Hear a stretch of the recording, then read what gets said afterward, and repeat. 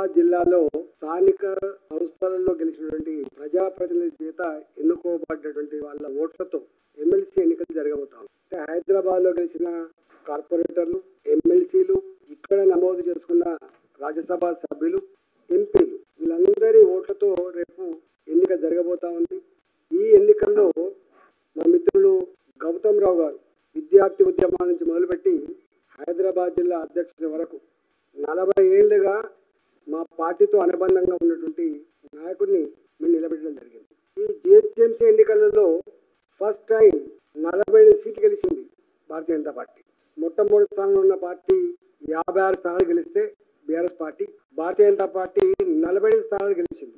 43 స్థానాలలో ఎంఐఎం గెలిచింది. అంటే ఆనాడు ఎంఐఎం బీఆర్ఎస్ పార్టీ లోపాయికారి ఒప్పందం చేసుకొని అనేక రకాల దౌర్జన్యాలకు పాల్పడి అక్కడక్కడ గెలిచిన మా అభ్యర్థుల్ని ప్రలోభ పెట్టడం కావచ్చు, దబాయింపుల ద్వారా కావచ్చు, అక్రమాల ద్వారా కావచ్చు, వాళ్ళు అక్రమంగా ఎన్నికలు డిక్లేర్ కూడా చేసుకున్నారు. అయినా 45 స్థానాలు గెలిచినటువంటి పార్టీ భారతీయ జనతా పార్టీ. ఇక్కడ ఆనాడు కాంగ్రెస్ పార్టీ 1-2 గెలిచింది తప్ప ఇక్కడ గెలవలే ఆ పార్టీ. కానీ మొన్న టీఆర్ఎస్ నుంచి వలసపోయిన వాళ్ళు 14-15 మంది ఉన్నారు.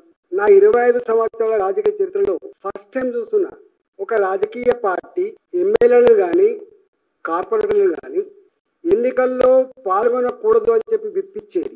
నేను మొట్టమొదటిసారి చూస్తున్నా అధికారంలో ఉన్న ఇక్కడి పార్టీ ప్రభుత్వం వలస వచ్చిన వాళ్ళు కావచ్చు, వాళ్ళ కార్పొరేటర్లు కావచ్చు, ఓట్లు వేయద్దని చెప్పి నిర్ణయించుకోవడం. అంటే అర్థం ఏంటంటే భారతీయ జనతా పార్టీని ఎదగనీయద్దు, గెలవనీయద్దు అనేటువంటి మూల సూత్రం బీఆర్ఎస్ పార్టీకి ఉన్నది, కాంగ్రెస్ పార్టీకి ఉన్నది, ఎంఐఎం పార్టీ కూడా ఉన్నది. మీకు తెలుసు, హైదరాబాద్ ప్రజానీకానికి స్పష్టంగా తెలుసు, ఈ ఎంఐఎం పార్టీ కాంగ్రెస్ పార్టీ అధికారం ఉంటే వాళ్ళతో అంటగాగుతుంది, బీఆర్ఎస్ పార్టీ అధికారం ఉంటే వాళ్ళతో అంటగాగుతుంది. నేను స్వయంగా బీఆర్ఎస్ పార్టీలో ఉన్నప్పుడు చూసేది, బీఆర్ఎస్ పార్టీలో ఉన్నటువంటి మంత్రులు చెప్పిన దానికంటే కూడా అసదుద్దీన్ ఓవైసీ గారు చెప్పిన పనికి ఎక్కువ విలువ ఉంటుందని చెప్పి చర్చలు జరిగేది. ఎక్కడ పనులు కావాలంటే దరుసలాం పోవాలి, అక్కడ వాళ్ళకి దరఖాస్తు ఇచ్చుకోవాలనేటువంటి చర్చ జరిగేది. వీళ్ళు ఏం సీక్రెట్ లేదు.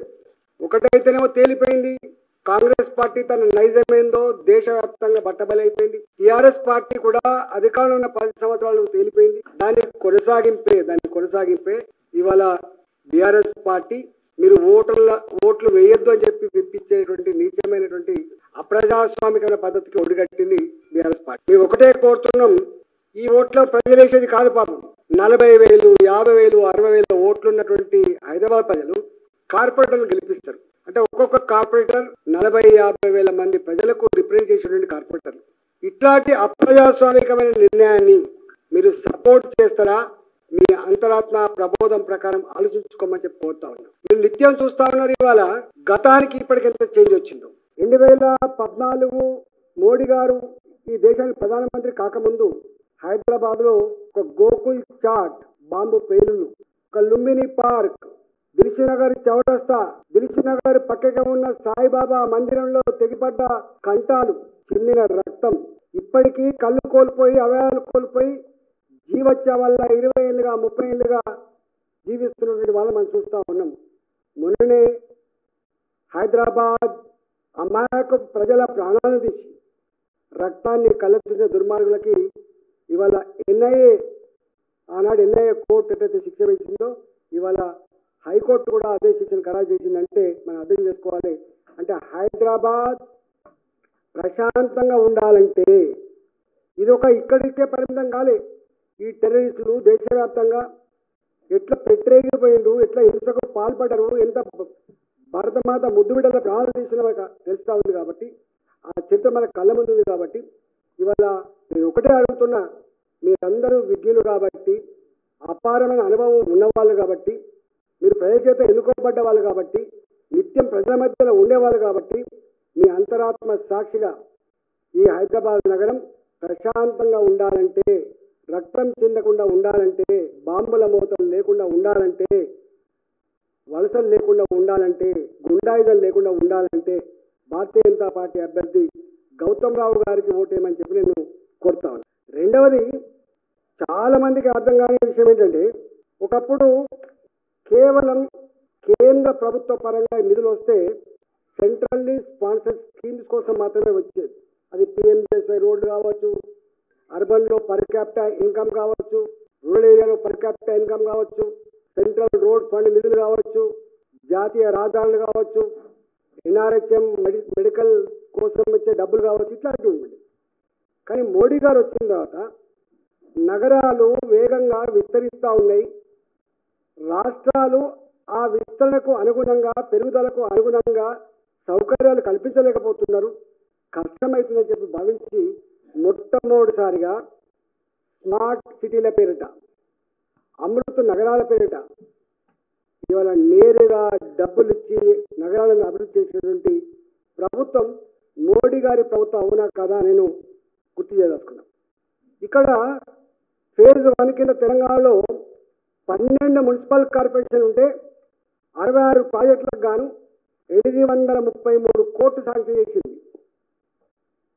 అట్లనే ఇక్కడ రెండో ఫేజ్ కింద 2870 కోట్ల రూపాయలు కేంద్ర ప్రభుత్వం నేరుగా నిధులిచ్చింది. ఇవాళ చాలా మందికి హైదరాబాద్లో ఈ డెవలప్మెంట్ అంతా ఆనాడు బీఆర్ఎస్ పార్టీ చేసింది అని చెప్పి సంబరపడతారు, కానీ తప్పు అదంతా.